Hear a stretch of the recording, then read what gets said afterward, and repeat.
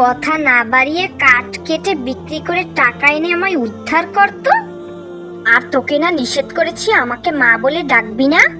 আমাকে একমাত্র আমার ছেলেই মা বলে ডাকবে, তুই ডাকবি না। এমন করে বলো না মা, সেই ছোটবেলায় মা মারা গিয়েছে, তারপর থেকে তোমাকে পেয়েছি, তোমাকেই আমি মা বলে ডাকি, তুমিই আমার মা। হয়েছে হয়েছে, আর ন্যাকামি করতে হবে না। এখন দ্রুত যে আমাকে উদ্ধার কর।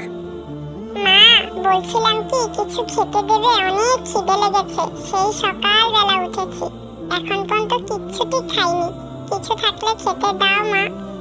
আরে না না, এখন কিসের খাবার? আগে জঙ্গল থেকে বাড়ি আয়, তারপর খেতে দেব। তাড়াতাড়ি যা, তোর বাবা বাড়ি আসার আগেই যেন আসা হয়।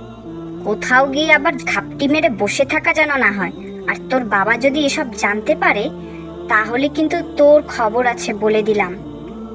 না না মা, আমি বাবাকে কিচ্ছু বলবো না, তুমি আমাকে কিছু বলো না মা, আমি বাবাকে কিচ্ছু বলবো না।